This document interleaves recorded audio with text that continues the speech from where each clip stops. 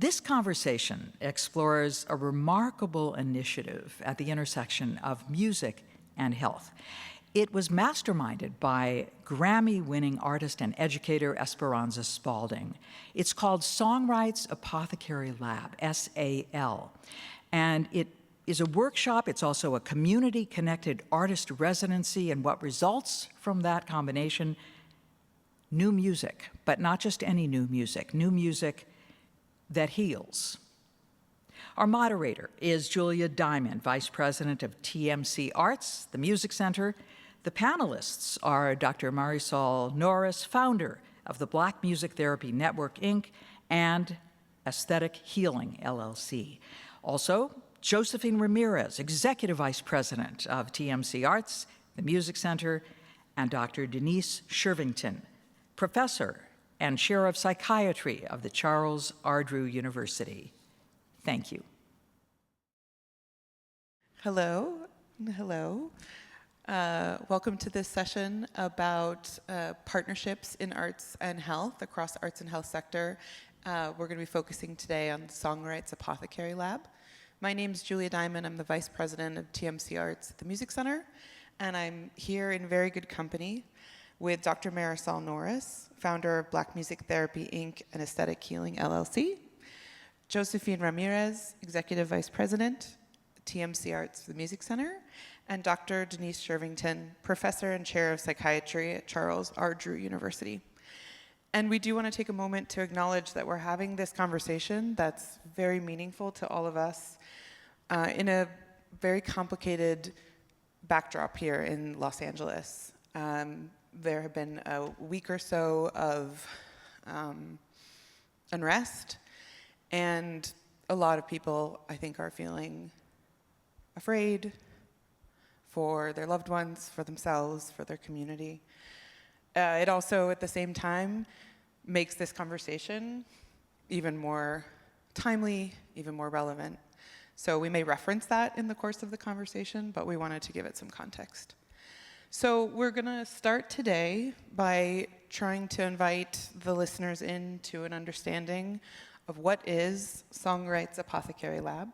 And I'm going to turn it to you first, Marisol, to talk to us about the history and the heart of the project. Yes, so the Songwrights Apothecary Lab is an interdisciplinary arts-based research initiative that was created by Esperanza Spalding.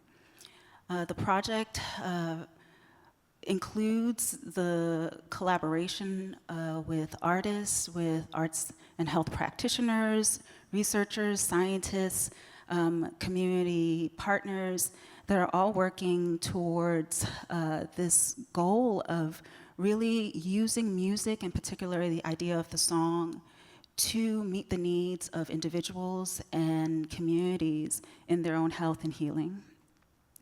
The project was initially, or the group or the gathering of the people actually started in 2020, early 2020. Esperanza brought together various researchers and to talk about the possibility of creating this particular space. And as you can imagine, early 2020, that was prior to the pandemic. And so just a few months in, the ways in which we understood the lab changed greatly. I think the things that were of utmost importance was not only the topic of looking at music and thinking about music and how it can promote health and well-being, but it was also the praxis of how do we create spaces that prioritize communities and that prioritizes research in ways that don't marginalize and further disconnect people from the goals of the work. And so within that, over the years, I've seen the Songwrights Apothecary Lab as both a project of inquiry, but a space of where inquiry and praxis really meet. And so when I think about that, I think about these questions around how do we care for one another? How do we derive questions that speak to the core of our curiosity, but also the core of our communities and the core of our individual concerns around health and wellness and illness. But also just thinking about who gets to speak to our experiences and how do those experiences become enlivened by the work of investigation and inquiry. So I think I could stop there for right now and speak more about it as we go along. Well, and I'll give the frame for it in Los Angeles. So in summer 2025, starting in just a few weeks, in late June, Songwrights Apothecary Los Angeles will be happening for the first time. And this is after now many Songwrights Apothecary Labs in different cities and with different partnership compositions across the country and internationally, right? So this version in Los Angeles is a partnership that has a growing cohort of collaborators. At its core, the project, of course, stems from the work that Marisol and Esperanza have been doing and the artists that work with them. But it is now aligned with the Music Center and UCLA and Charles Drew University. And its manifestation in Los Angeles is going to take place over 6 weeks with essentially 3 components: a UCLA course, which is open to all. It's part of the extension program, and in which this praxis, this coming together, will take place of making music, learning, inquiry, and then towards the end of that period, we'll be presenting public engagement sessions where audience members will be able to hear the work, give their input, and will be able to bring more perspective into this music making that is focused on questions around how it can benefit our health and well-being at the individual and population level. And then it'll culminate in a concert here at the Music Center on August 2nd. So with that frame, I'm gonna bring in Josephine and Denese to ask, what brought you into this partnership?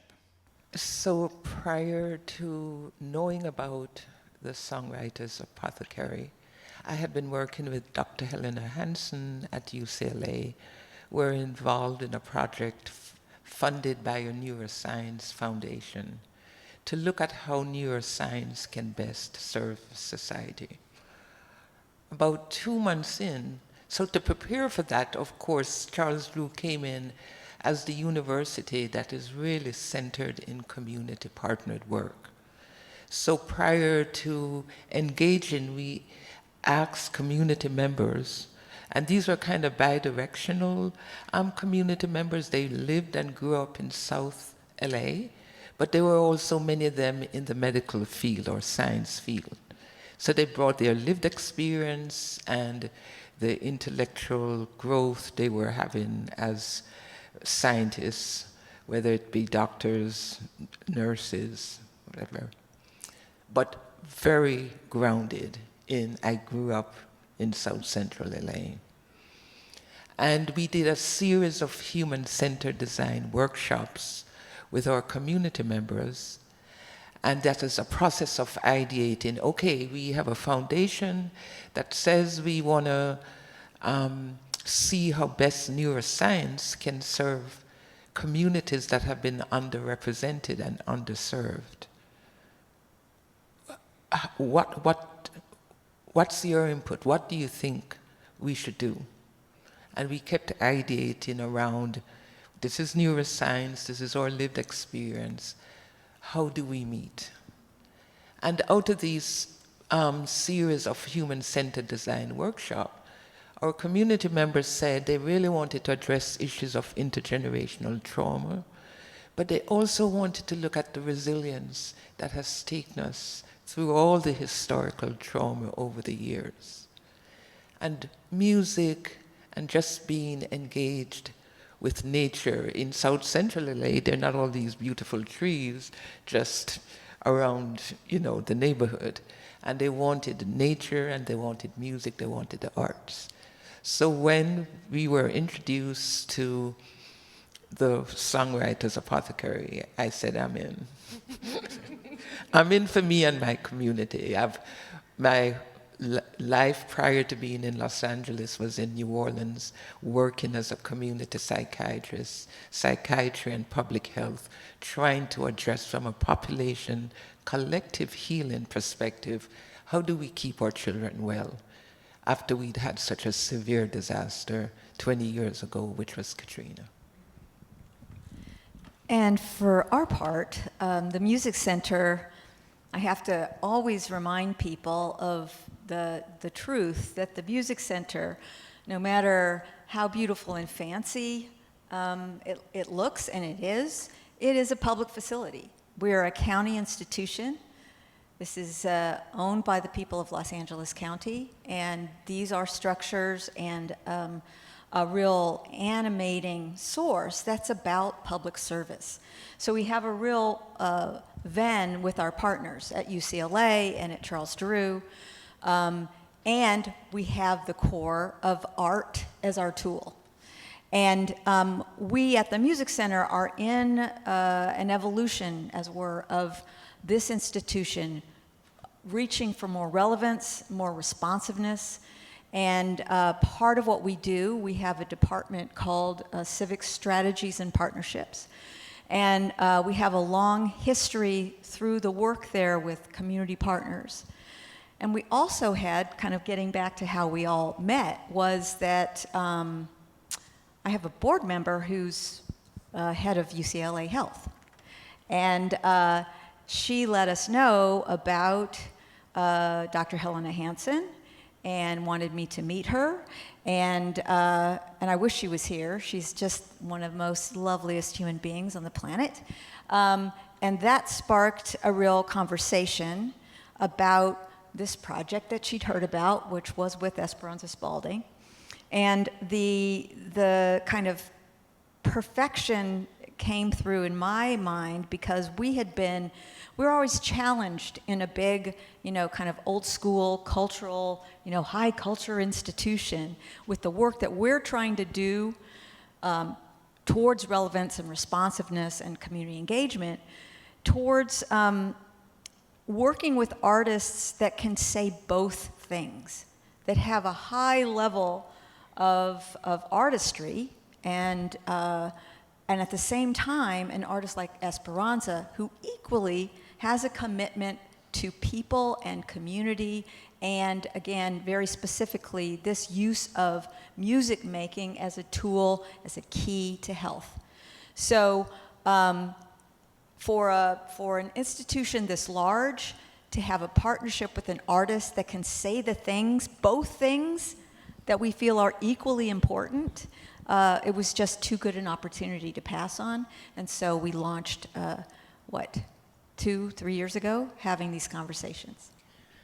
Yeah, and 2 or 3 years might seem like a lot, but when you're working across sectors and you're learning as you go, it's been important to have that time. I would say we were just saying today that we are constantly coming to new depths of understanding about each other's work. So I want to go to the science, and then we'll come back to the project. But I want to ask Denese and Marisol to talk, this is way too big of a subject, but to talk just a little bit about what we know in the science about the alchemy of music and healing, or music and the brain, or, kind of just to orient our audience in a world of understanding where the science drives a partnership like this. There's been science that has existed for millennia. People knew that the arts were healing. As we've entered this more Western approach to science making and a more reductionist approach, which is good also, we are almost validating what people have known all their lives and all our lives as we've existed as human beings. So we know of the positive impact that the arts, music in particular, has on the brain, the circuits in the brain, the ones that help imagination, creativity, that give you a sense of well-being, that helps your equanimity, helps you to balance your negative and positive feelings. The sense of awe and wonderment that we're here immersed in this mystery. We don't know what it is, but we get up every day trying to do the best we can to belong and live our best lives. So people have always known that. But now the science confirms that the areas in the brain, I think the audience would be bored if I talked about the anterior or posterior singular, whatever, or the hippocampus. But we know the areas in the brain that are responsible for keeping us not just in a survival mode, but feeling good. So the neurochemicals that get released, serotonin, dopamine, that makes us feel good and modulate our moods. We have that science. But I always revert back to, my grandmother knew that and she wasn't a scientist. Our communities knew that, but it's really good. So as we're thinking about healing and we've forgotten that we came through a huge global death encounter, which was COVID. We had to, whether we acknowledge it or not, we had to think about dying. There's now what we're saying is a mental health crisis. People are feeling alone, isolated. They're somewhat scared. The anxiety is higher. Depression is higher. We don't have enough Xanax or Prozac to fix this. And we have to go back to what we know is healing, the arts. And so it really requires strong partnership at the public health level between the arts and health, whether it's medical health, it's preventative health. We have to work together to make it through, to be able to get beyond where we are now. And I would just add to that, when we think about, as you mentioned, our families, our mothers, our great-grandmothers, et cetera, have had these resources, as have we. I think about this group that I worked with, and I asked, how are you using music in your day-to-day life to address your needs? And people pause and think, I'm like, am I using music in my everyday life? Maybe I'm not.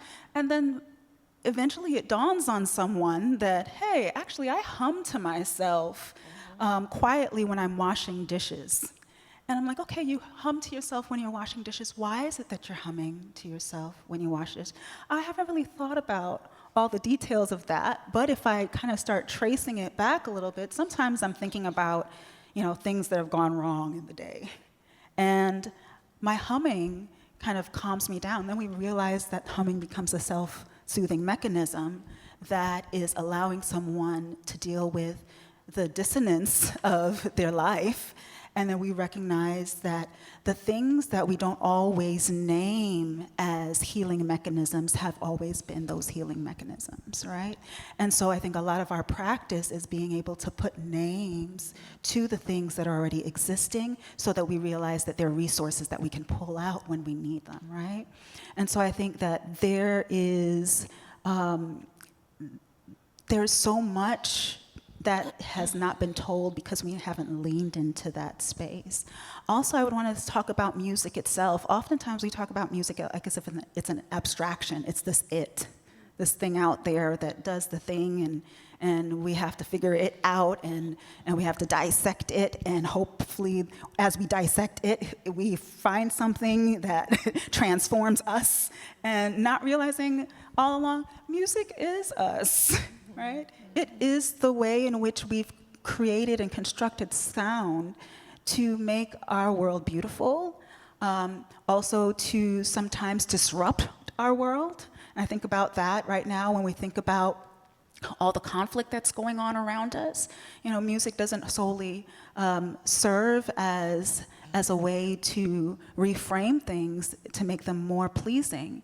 It sometimes amplifies narratives and it reshapes narratives. It causes this, I go back to dissonance quite a bit because it causes that dissonance that makes us now have to think, do we reintegrate what's happening in our life into a new frame, or we maintain the frame that we've had all along?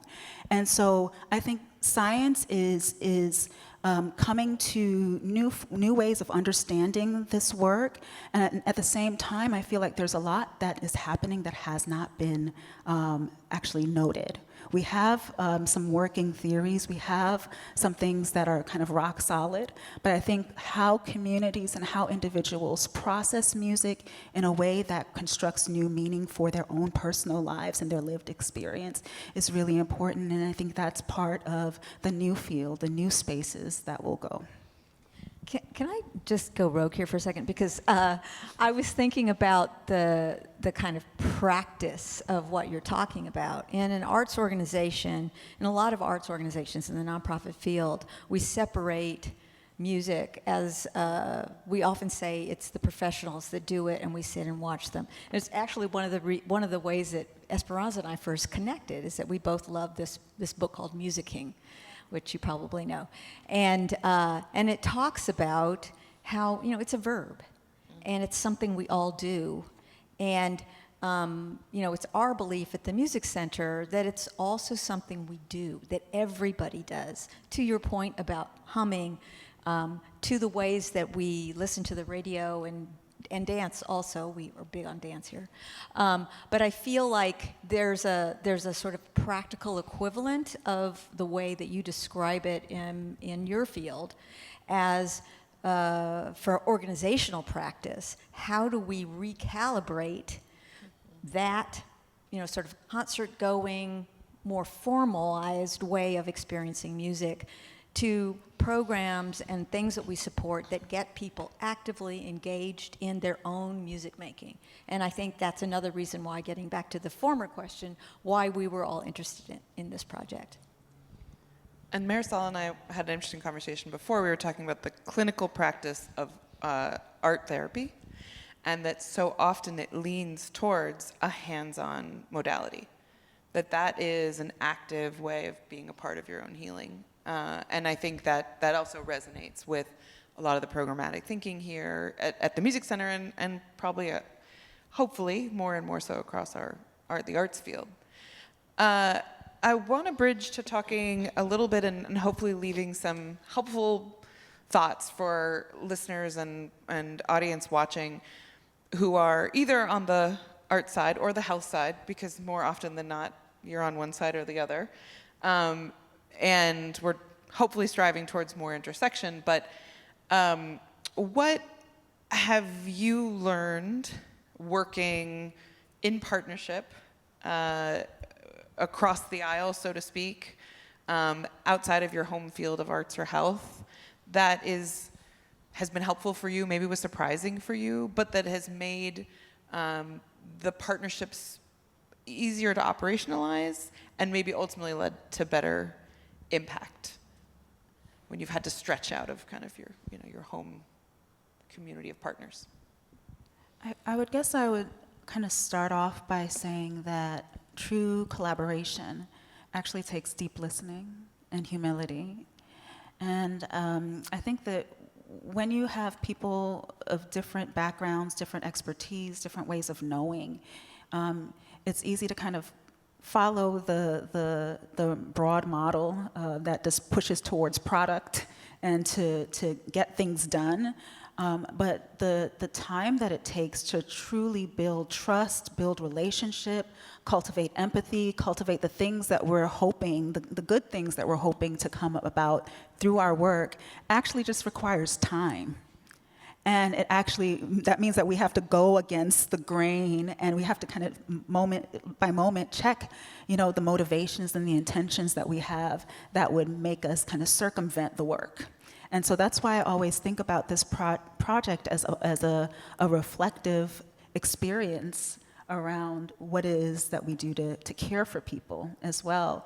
I think that also, I think it's evident in the ways in which S.A.L actually kind of functions. For example, I'll give an example of our most recent lab in Oregon State University with different, medical practitioners, artists, researchers, all coming together in this group. Even though we were familiar with each other, we had a few people that may not have worked in this particular project style. So we leaned on Resmaa Menacken's practice around Vimbasi as one way to kind of lean into understanding one another and taking the time to do so. And so Vimbasi is this kind of acronym that Resmaa Menacken uses to kind of think about different ways of knowing. So oftentimes we lean on what we think and what we feel as our primary way of understanding the world. But in reality, we also have senses that can't be kind of solely expressed from thinking and feeling. We have behaviors that happen outside of our consciousness. We sometimes listen to something or hear music and have a visual representation in our mind that actually is a way of knowing as well, or we use our imagination. And so within this practice, in the last lab, we actually leaned on that as a way of making meaning across sectors. And so each day we started off and thought, hey, we're going to go through our Vimbasis and see what's emerging for each one of us as a way of, one, it's almost reorienting our work not solely as professionals coming to space, but as human beings coming with knowledge. And so it kind of destabilizes our hierarchies that are evident within any work that sometimes manifests itself. But then it leans on, there are other ways of knowing that we haven't necessarily engaged with. And in what ways is engaging and taking time to do this going to help us to learn and look beyond the spaces that we exist in to find deeper ways of being with one another? Can I lean into something you said about humming? I'm going back to humming, because you're talking about, I don't know if it was a patient or a friend who talked about humming. And there was just an article released in one of the medical journals. They did a study that mothers who hum to their children, the kids are much less likely to be irritable. Ta-da. Yeah, I think a lot of parents knew that. But, the importance of really playing both sides. That because we're in a generation where we want evidence. Everything we do has to be evidence-based. And as you're talking about these other ways of knowing, I think about someone, the French psychoanalyst Jacques Lacan, who talked about the real, the part of us that's primordial, that we lose when we get language and symbols, but it knows. And I have a sense that is what you all were doing. The part of us that knows without the language we tend to use. Always think when I will hear folks say something bad happened and I don't have words for it, or I don't even know how to tell you I feel. And that part of us really is so important in how we experience the world, the part of us that doesn't have language and doesn't have the symbols. So thanks for saying that. And I think when we're collaborating, it's so important. With my public health background, everything we do is collaborative. You can't talk about population health, collective healing without who are the people who need to be here. And it's exactly what you said. I don't need to repeat it. Trust and respect and humility is so important. Often when you're stretching across other groups and you're dealing with perceptions of, I'll say as someone from the art side, often with academics or doctors, you're a doctor, there can be, I think, a sense also of coming into a space that might have rules I don't know. I might trip on a clinical practice. Things can feel so intimidating, and I really like how both of you are tapping into our universal humanity, our historic ancient knowing. I think those are things that are critical to hold tight to in moments when you're sort of swimming in new waters. Okay, so I think our last question today is going to be talking, it's a little bit what you just said, Denese. We're going to talk a little bit about evidence, or the aspiring I thought towards we were going to evidence. hum. Or we'll hum about evidence. Is with projects like Songwrights Apothecary Lab, S.A.L, that reach across, that investigate arts and health and the coming together of them. How do you assess a project like this? We've thought about this in some ways at the Music Center, about how you assess things that can feel so ephemeral, where you're not taking blood pressure or doing a head count. And we'll talk about that. But I do want to hopefully hear from everyone about how you think about how you evaluate the impact of arts and health intervention. So I'm going to turn it to Josephine first.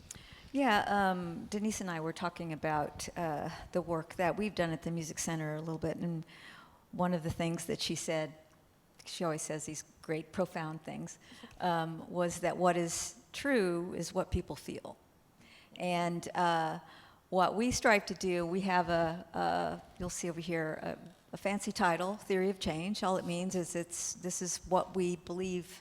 If we do it in a certain way, it's going to have certain outcomes, which we can measure, which then ultimately lead to a better society.